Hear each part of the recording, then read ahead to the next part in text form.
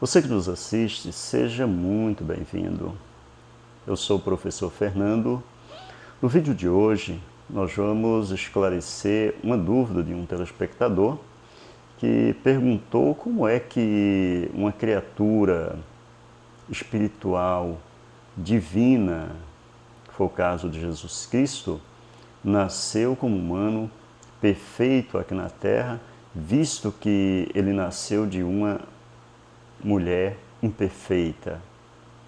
Como se deu então a concepção de Jesus? Como é que ele não foi afetado pelo pecado da sua mãe? Essa, sem dúvida, é uma questão bem interessante. Vem para o vídeo de hoje, nós vamos tentar esclarecer essa dúvida para você, e você, sem dúvida, tirar bastante proveito das informações contidas na videoaula de hoje.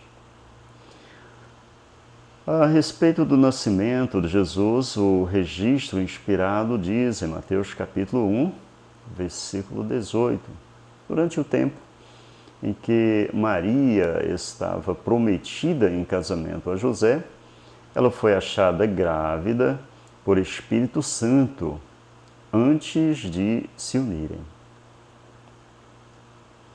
O Espírito Santo, sem dúvida, desempenhou um papel decisivo na gravidez de Maria.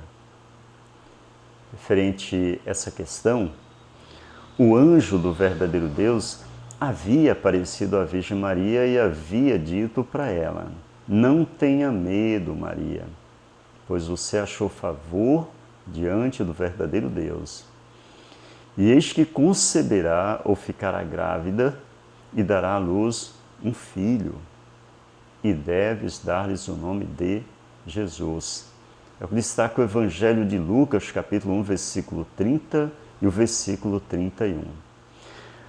A concepção, como nós sabemos, exige que um óvulo seja fecundado.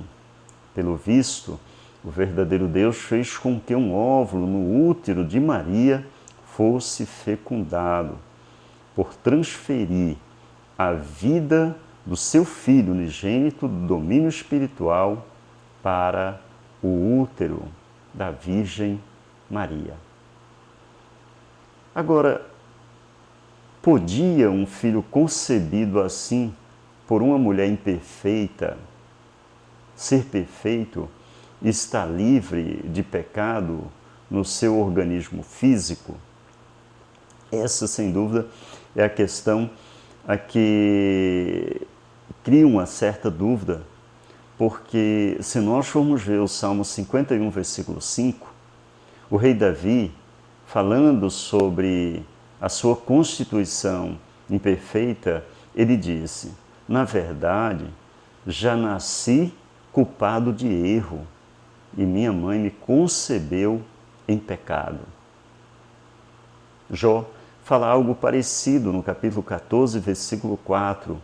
Ele diz: "Quem pode produzir alguém puro de alguém impuro? Ninguém pode." Essas são questões que parecem fazer uma certa contradição, um certo desencontro com relação ao que aconteceu com Jesus. Porém, devemos lembrar de que o verdadeiro Deus usou o seu Espírito Santo para transferir a força de vida perfeita do seu Filho para causar a concepção. E isso cancelou qualquer imperfeição existente no óvulo de Maria, produzindo assim um padrão genético perfeito desde o começo. Podemos assim ter a plena certeza de que a ação do Espírito Santo de Deus, naquela ocasião, garantiu o bom êxito do propósito de Deus. E que propósito era esse? Foi expresso pelo anjo Gabriel, como mostra o Evangelho de Lucas, no capítulo 1, versículo 35. Ele disse a Maria: "Espírito Santo virá sobre ti, e poder do Altíssimo te encobrirá. Por essa razão também, o nascido será chamado Santo, Filho de Deus.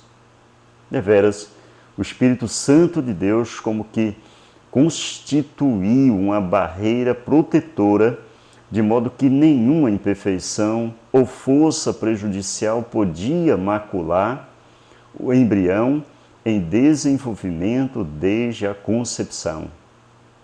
É evidente que Jesus devia sua vida humana perfeita ao seu Pai Celestial, não a algum homem, pois o verdadeiro Deus preparou-lhe um corpo, e Jesus, desde a sua concepção, deveras era imaculado, separado dos pecadores.